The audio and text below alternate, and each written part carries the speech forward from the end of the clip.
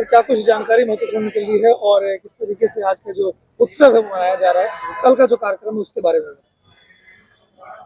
आप सभी को नमस्कार और जय श्री बाबोसा।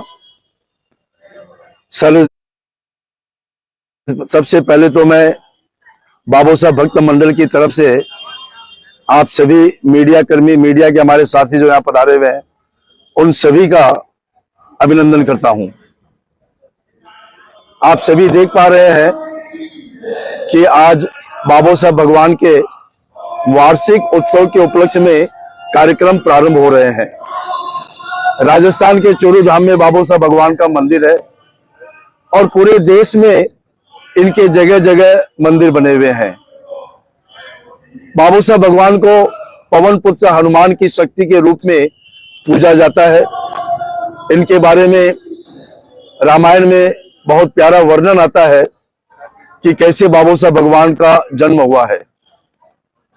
परम आराधिका मंजू बाईसा बाबोसा भगवान की मुख्य साधिका है, जो पूरे हिंदुस्तान में घर घर जाकर बाबोसा भगवान की खुशबू फैला रही है, उनकी महिमा फैला रही है।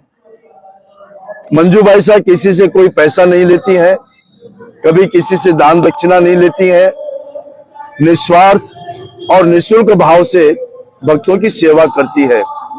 ये तो मैंने आपको संक्षिप्त परिचय दिया। और ये बाबोसा भक्त मंडल एक सोशियो रिलीजियस ऑर्गेनाइजेशन है। ये सिर्फ धार्मिक संगठन नहीं है। धार्मिक संगठन के साथ साथ हमारे संगठन द्वारा कई सामाजिक कार्यक्रम किए जाते हैं। समय समय पर ब्लड डोनेशन कैंप्स का आयोजन किया जाता है। कुष्ठ आश्रमों में जाकर कुष्ठ रोगियों के लिए उपहार सामग्रियां प्रदान की जाती है। बड़ी बड़ी चित्रकलाएं प्रतियोगिताएं आयोजित की जाती हैं, जिनमें हजारों बच्चे शामिल होते हैं।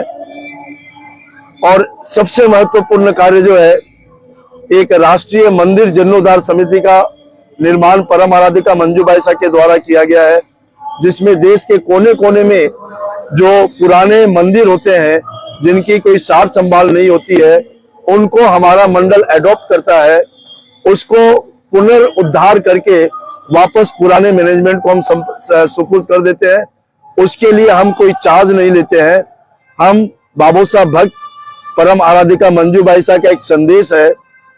लोग सोचते हैं कि ये पैसे कहाँ से आते होंगे मंदिरों के निर्माण के, तो इसका मुख्य स्रोत हमारा जो है परम आराधिका मंजू बाईसा का एक संदेश है कि बाबोसा भगवान के सभी भक्त, उनको बाईसा की प्रेरणा रहती है कि आप शादी की सालगिरह मनाते हैं, वो जो खर्च होता है उस खर्च को आप फिजूल खर्ची को रोकिए।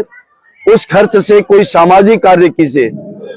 अगर आप 2 लाख रुपए अपने शादी की सालगिरह में लगाते हैं, तो उसकी बजाय 2 लाख रुपए आप किसी सामाजिक कार्यक्रम में लगाइए।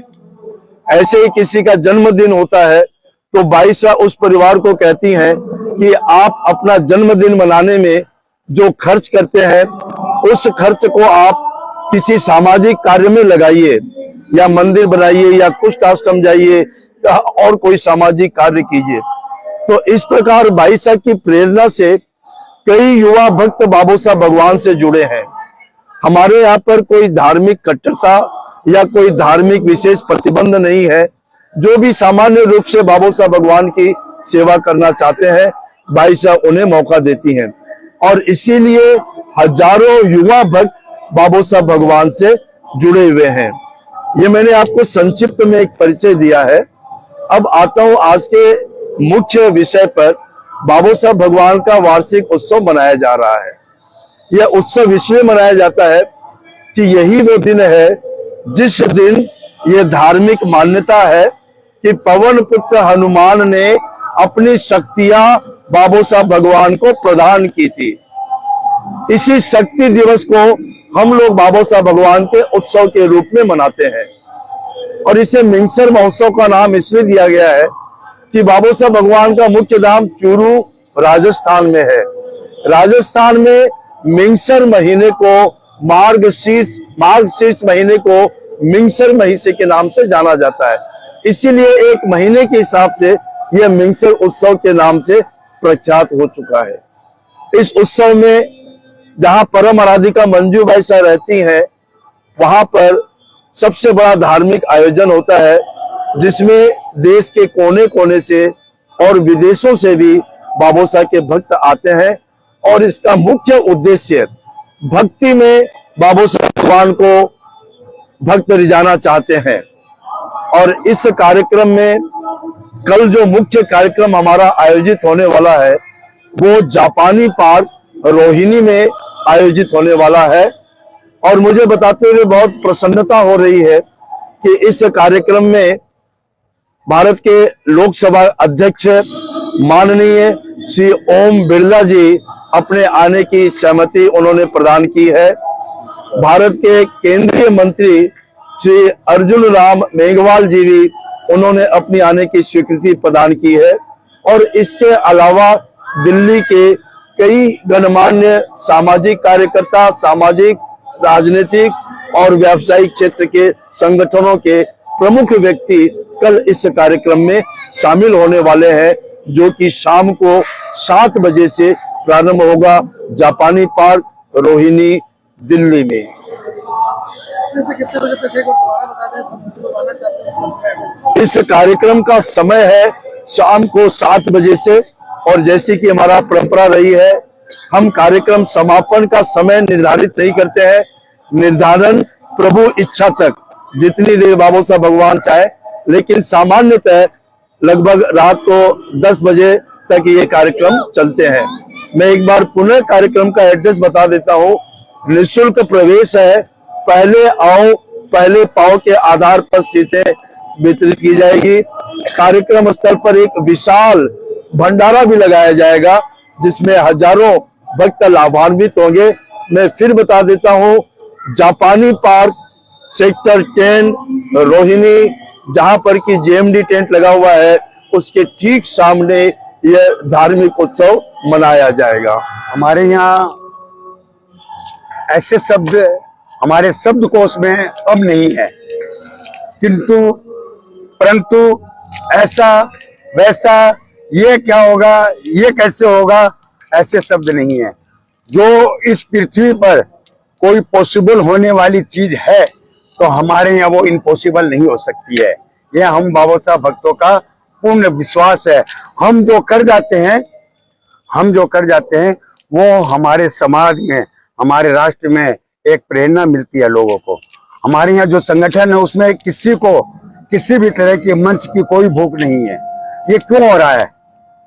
ये मेरे कारण नहीं हो रहा है, ये बाबा साहब भगवान के चमत्कार के कारण हो रहा है। आज कोई ना कोई चमत्कार हर भक्त के साथ हो रहा है। अगर आपको समय मिले तो 2 मिनट आप ऊपर वापस होते हुए देखना कि कितना जुनून है लोगों में। यह जुनून कैसे आता है? मेरे कहने से, आपके कहने से नहीं आएगा। ये जुनून होता है कि उनकी कोई भी मनोकामना, इच्छा होती है, अगर उसके हित में हो तो बाबा साहब भगवान उसको पूरी करते हैं। जब इच्छाएं पूरी होती है, मनोकामना पूरी होती है, तो क्या होता है, वो इस तरीके से जुड़ जाता है ना। तो अब यहाँ बैठे हुए हैं ये संजय जी, इनका पैर काटने के लिए डॉक्टर ने बोल दिया था कि शुगर के कारण इनका पैर कटेगा। ये बहुत उत्साहित हो गए। जब बाईसा कलकत्ता गई तो जब उनको पता चला कि ऐसी बात है, तो बाईसा इनके यहाँ जोत की है, इनको आशीर्वाद दिया है। आज ये खुश हैं। क्यों संजय बाबू, है ना? ये आपको जो संदेश देने वाले हैं हमारे अरुण जी के पास क्या था, एक दफा टूट चुके थे। कई असामाजिक तत्वों ने इन पर कई केस कर दिए थे। अरुण, ठीक कह रहा हूं मैं? पैसे के लिए मोहताज हो गए थे, लेकिन आज बाबा साहब की कृपा से खुश हैं। तो क्या ऐसे भक्त जब उनके साथ कोई ऐसे चमत्कार हो जाते हैं ना, तो वो तरीके से जुड़ जाता है।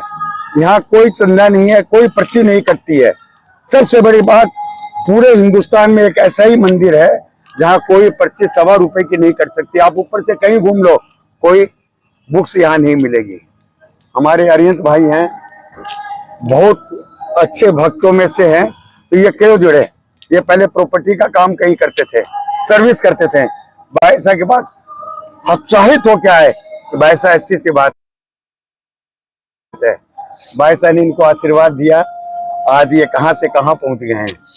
तो इस तरीके से जुड़ जाते हैं लोग। अभी अगर आपको समय मिले तो 2 मिनट ऊपर जाके देखो, आप कुछ भी कर लो, ऐसा जुनून लोगों में नहीं मिलेगा। जो डांस कर रहे हैं लोग, जो नाच रहे हैं, वो इसी के कारण होता है। इसीलिए मैं आप सबसे विनय पूर्वक थैंक्स करता हूं। और कल का प्रोग्राम जो मिक्सर महोत्सव हमारा प्रोग्राम है, चौथ की रात हम जगाते हैं, उसके अंदर अगर आप आके देखेंगे और जो बच्चों का, जो हमारे नवयुवकों का जो जुनून देखेंगे, वो देखने लायक मिलेगा। सबसे बड़ी बात है कि मंजू बाईसा के पास हजारों बच्चे हैं जिनमें किसी भी तरह की कोई बैड हैबिट्स नहीं है। किसी भी तरह का उनको मनोदशा कोई खराब होती है या कुछ ऐसा होता है ना, तो वो अपनी वाणी से उनको संबोधित कर कर उनको संबल और शक्ति देती है और उनको कहती है कि तू एक इंसान है। मनुष्य जीवन ऐसे नहीं मिलता है, बड़े योनि के साथ निकलने के बाद मनुष्य जीवन मिलता है। तो उस जीवन को जीने की कोशिश करो, अपने आप में शक्ति प्रदान करो, अपने आप में सब कुछ है तुम्हारे अंदर। तुम अगर नेगेटिविटी सोचने लगोगे तो वही होगा, अगर पॉजिटिविटी सोचने लगोगे तो हर बात की पॉजिटिव होगी। हम कहते हैं ना, पहले हमारे यहाँ किसी को अंगूठा दिखाते थे तो कितना गलत समझते थे, अरे यार अंगूठा दिखा रहा है, आज वही थंबल का निशान है ना। पहले हम लोग किसी को थूक देते थे ऐसे, अरे थूक रहा है, लेकिन वो नजर उतारती थी हमारी महिलाएं, पुरानी महिलाएं, सुंदर लगते थे ना, तो या तो ऐसे नजर उतारती थी या थू करके छुटकारा। तो मैं आपसे विनम्र निवेदन करूंगा, अगर देखो आप लोग बहुत बिजी रहते हैं, फिर भी कल समय निकाल के आप आओगे तो आपको ऐसा कीर्तन मिलेगा जो कभी आपने देखा नहीं होगा। यह मैं स्वर्ण अक्षरों में लिख रहा हूँ और बता रहा हूँ आपको। जय श्री बाबू। बोल बाबू साहब भगवान की जय। कुछ आपको क्वेश्चन करना है तो करें। कल के कार्यक्रम के बारे में विस्तार से बताया, लेकिन जैसा कि सर ने बताया कि आप अगर कुछ बताएंगे और किसी को कहेंगे तो लोग बड़ी संख्या में आएंगे। पर आप भी कल के कार्यक्रम में बता दें और आमंत्रित कर दें। हाँ, मैं जितने भी इस लाइव में जितने भी भक्त प्रत्यक्ष या प्रत्यक्ष रूप में देख रहे हैं, मैं उनसे विनम्र निवेदन करूंगा कि कल हमारे जापानी पार्क में शक्ति टेंट में बाबू साहब भगवान का आयोजन है। मैं विनम्र निवेदन करूंगा कि आप आए और बाबू साहब भगवान का आशीर्वाद लें। और कोई भी भक्त अगर आता है तो यह देखो, मेरा मनोकामना, मेरी ये है कि हाँ, मेरी इच्छा नहीं, मेरा वो है कि विश्वास है कि कभी भी कोई खाली नहीं गया, कुछ ना कुछ वो लेके ही जाएगा। यह मेरा सबसे विश्वास है मेरा। तो मैं आप सबसे वापस निवेदन करूंगा कि आप कल के प्रोग्राम में आप आए और कुछ ना कुछ बाबू साहब भगवान से लेके जाएं। बोल बाबू साहब भगवान की।